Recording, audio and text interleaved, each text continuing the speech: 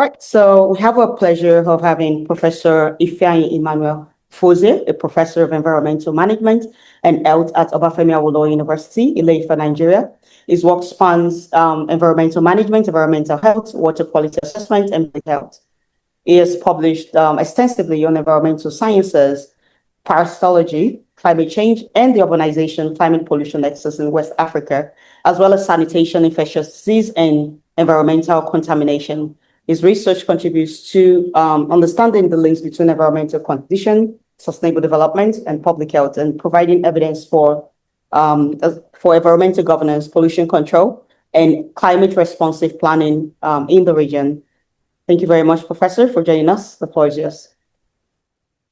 Yeah, you're welcome.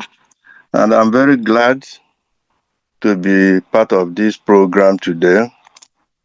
And I thank you for keeping the World Environment Day programs running. My lecture is on mitigating human-driven urban vulnerabilities towards building climate-resilient cities. As we could see, is a kind of holistic looking at holistic approach to climate resilience. It is not taking any particular aspect of climate resilient factors one by one. And the lecture, climate resilience, as has been defined by earlier presenters, is the capacity to anticipate, prepare for, respond to, and recover from climate-related hazards. And my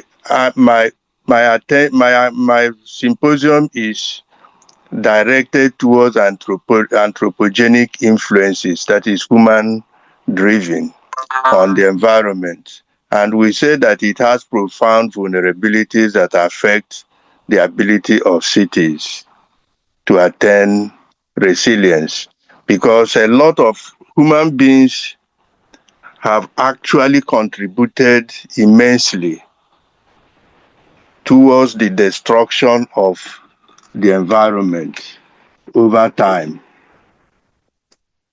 And it is only recently that their destructive activities have been recognized, and efforts are being made to see how they could be corrected. And one of such efforts is what we are doing today. These vulnerabilities may be physical, chemical, or biological in nature, and often involve alterations in one environmental component that subsequently affect others. In this lecture, I will examine these human-driven urban vulnerabilities and how they could be mitigated towards building climate-resilient cities. I have grouped the major vulnerabilities into three, and then looked at how they could be mitigated, prevented to achieve resilience in our cities. The first is ecological and natural resource vulnerabilities, and many of them have been mentioned by previous presenters. One of such ecological and natural resource vulnerabilities include deforestation and habitat loss, soil degradation and erosion, land degradation and landscape damage, loss of biodiversity, and resource depletion. These are major challenges that scientists, especially climate scientists, have today. I will go through them, through the vulnerabilities first, before I begin to look at how we could mitigate them. Now, the second one is urban pollution and environmental quality vulnerabilities, which will include water pollution, air pollution, noise pollution, plastic and microplastic pollution, improper waste management, and industrial and agricultural pollution. Many of these have been taken up one by one, and some of their aspects have been dealt with by some of the previous presenters. And the last that I took on is climate and unsustainable energy vulnerabilities. Energy is a very, very important aspect of fighting to achieve resilient cities. And these include green gas emission and climate change, unsustainable gas energy use, and transportation related emissions. We all know the importance of transportation related emissions in our cities. So let's take their mitigating efforts. Fighting ecological and natural resource vulnerabilities will include afforestation and reforestation programs. Many of these are taken up by different agencies of the World Health Organization, of the United Nations, national agencies for environmental protection, and so on. Protection of urban forests, wetlands, and biodiversity hotspots. We have a lot of conservations around the nation, but recently the trend is the destruction of several of these forest conservations. Then controlled land clearing and sustainable logging practices. Enforcement of environmental impact assessments before mining, drilling, quarrying, and construction activities, and adoption of green infrastructure and urban ecological planning. These efforts will help us to mitigate ecological and natural resource vulnerabilities. Then for urban pollution and environmental quality vulnerabilities, this could be achieved through pollution control strategies for climate resilience, and they will include water resource protection and pollution control, air quality management and emission reduction, integrated waste management. This is a very important aspect that the management of our waste is constituting a major challenge in efforts towards environmental management. Then noise pollution control and sustainable manufacturing and industrial practices. This will help a lot to curtail and prevent urban pollution and environmental quality vulnerabilities.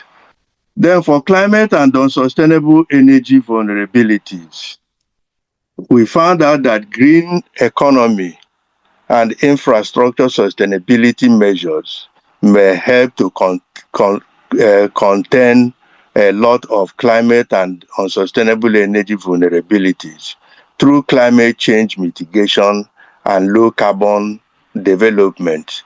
This particular one is very, very important because climate change mitigation is a very important approach, which sometimes might include disuse of some of the things we are used to, like telling people not to use the common refrigerators, not to use biomass energy and things like that. Then sustainable mining, quarrying, and petroleum operations. This today is related to improved technology. With improved technology, some of these things can be achieved. Then sustainable manufacturing and industrial practices.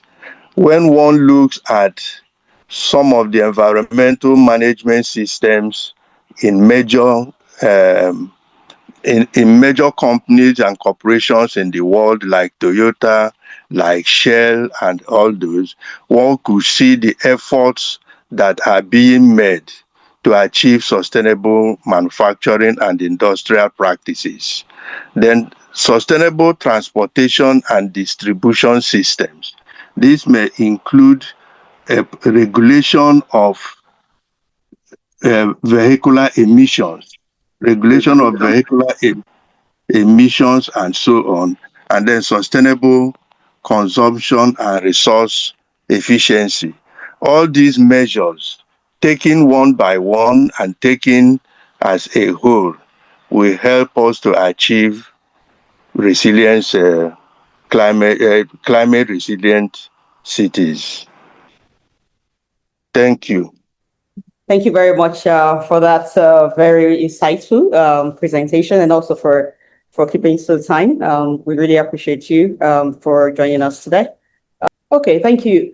So the question that we have is that how can Nigerian cities move from environmental policies on paper to real implementation, especially in addressing deforestation, pollution, poor waste management, also stable energy use, and transportation emissions? How do we move from paper to action? Yeah, to action. From the policies are there, the environmental policies are there, but the implementation becomes the problem. So how do we move to real behavioral change and action? Yes. My problem is that you limited it to Nigeria, so that I will not be accused of targeting any particular government. But my lecture is universal, so I will make it a universal question. Is that okay for you? That's fine. Is that okay? Yep. Moving from paper to action is a two-way thing. Having a good policy that is well formulated, that is integrated, like the immediate last presenter emphasized a lot the issue of fully directed approach to any mitigation, that we should not target any particular action and take them in isolation. It is important to have an integrated approach. The policy must be integrated in nature, and then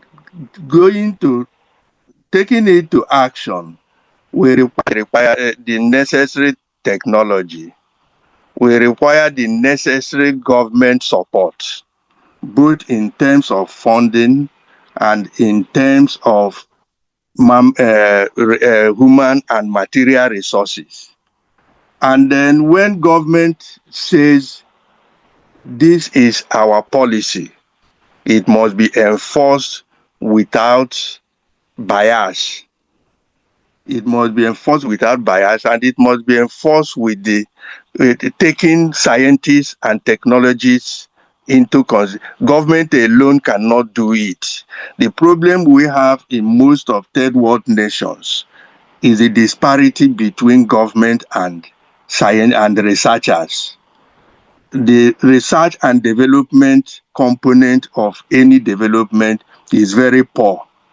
Universities mostly publish for research sake, and government don't look into publications in any policy or action that they take. So you find that disjuncture between government and researchers. So third world national governments must begin to rely on their researchers, because every problem is local. Every problem is local, every challenge is local. And it is only local research that can indicate the prioritization in any particular place. It can taking what is happening, for instance, in US and bringing it wholesale to Nigeria, for instance, may not work. But researchers in Nigeria can indicate the priorities that should be taken in Nigeria. I don't know whether that answered your question. Yes, very well, Professor Ofoezie. Thank you so much for your insightful presentation. And just to wrap up to our audience, you've reminded us that the climate challenges facing our cities are closely linked to anthropogenic activities, which includes deforestation, habitat destruction, emissions from transportation and industry, and of course, also stable energy use. And your presentation clearly showed that building resilient cities is not about infrastructure, which is in tandem with a lot of speakers, those speakers I spoke about today, but also about changing the way people live, people plan, people consume, people move, and how people interact with the environment. And you mentioned that there's a need for stronger environmental responsibility. There's a need for practical implementation from theories, from policy to action, and also behavioral change at both government and community levels. And you've challenged us today to move beyond declarations and let's focus on how we can reduce pollution. Let's focus on how we can improve waste management. Let's focus on how we can support healthier, more sustainable urban future. So thank you so very much, Professor, again, for bringing that's a very pivotal environmental perspective to the symposium. We appreciate your time. We appreciate your expertise, and we look forward to collaborating with you in the future. And we thank you again for your contribution to the World Environment Day Symposium 2026 that is proudly convened by the Green Institute. Thank you so much. Thank you. Thank you. And thank you also for inviting me. All right. Have a lovely day, Professor. And you too.